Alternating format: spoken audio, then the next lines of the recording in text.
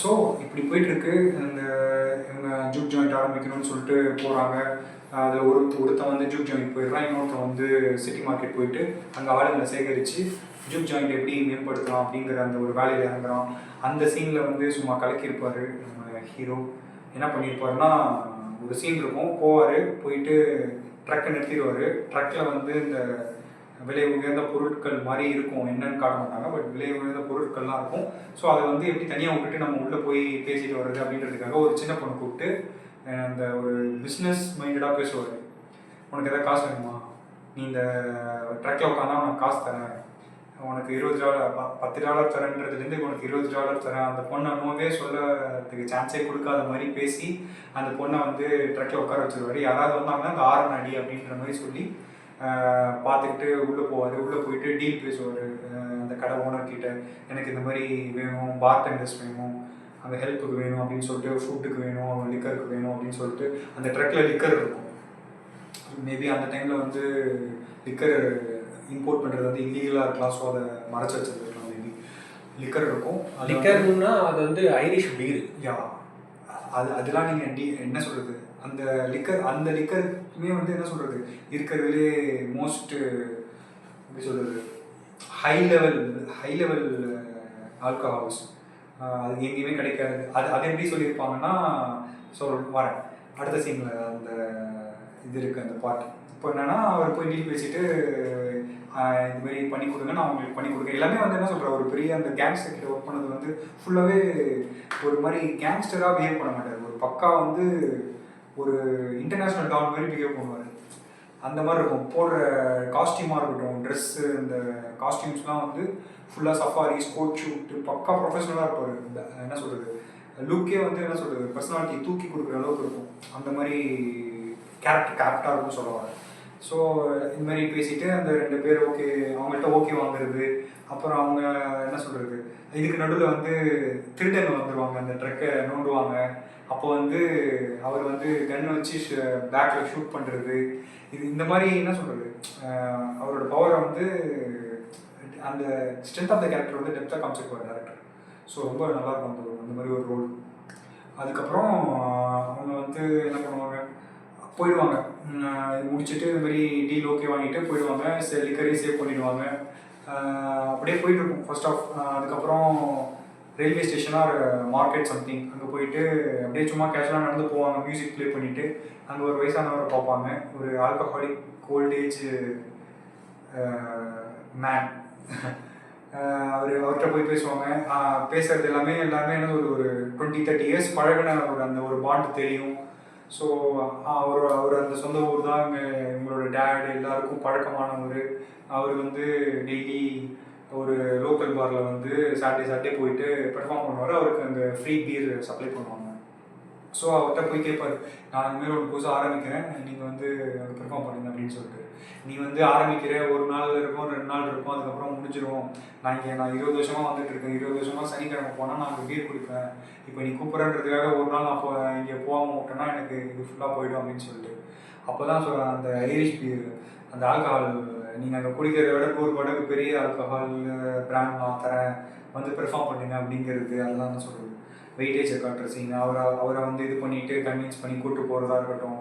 அதுக்கப்புறம் அவங்களுக்கு அப்படி கூப்பிட்டு போகும்போது காரில் அவங்க ஃப்ளாஷ்பேக்ஸை பேசுகிறதா இருக்கட்டும், அவங்களுக்கு நடந்த ட்ராஜடிஸை பேசிக்கிட்டு இது ஏன் இப்படி எல்லாம் இது பண்ணுறாங்க. அதில் வந்து என்ன சொல்கிறது, இப்போது அந்த நம்ம தமிழ் சினிமாவில் இருக்கிற மாதிரி அந்த ஒடுக்குமுறை, ஜாதி படங்கள் காட்டுற அந்த வேல்யூஸ்லாம் வந்து பக்காவாக ரொம்ப எக்ஸாஜரேட்லாம் பண்ணி காமிச்சிருக்க மாட்டாங்க. சிம்பிளாக இன்சிடென்ட் பேசிகிட்டே இருப்பாங்க, இப்படி ஆகிடுச்சு, இவ்வளோ கஷ்டப்பட்டு வேலைக்கு போயிட்டு அவனை வந்து கஸ்டடியில் இருக்க சொன்னாங்க.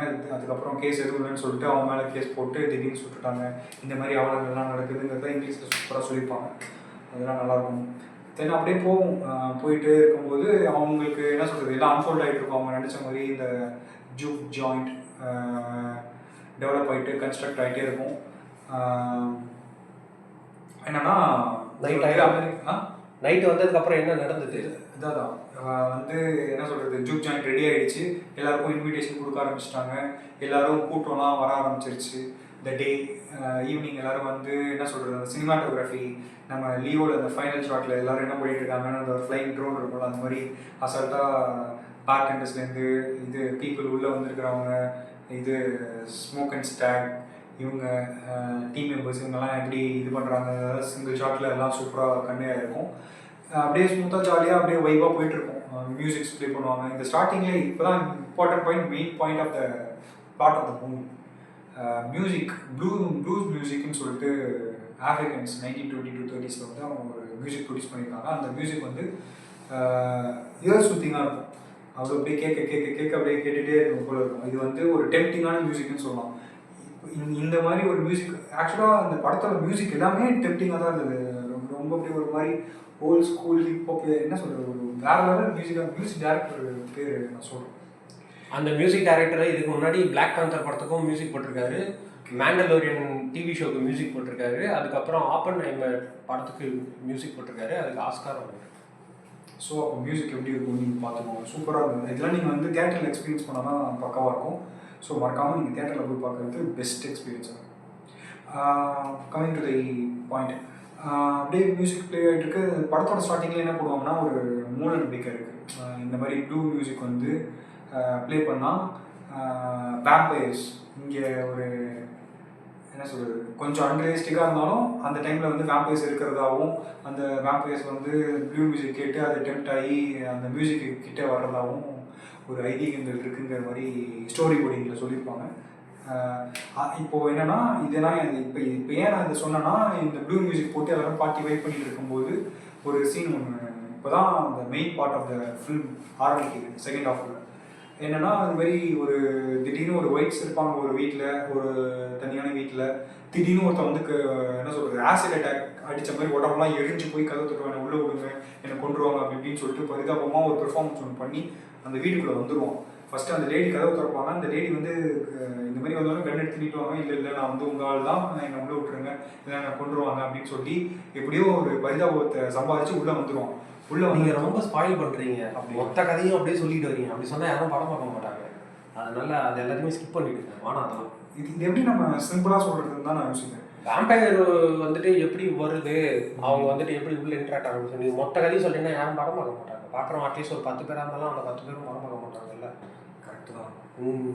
ஆக்சுவலாக ஸோ ஓகே.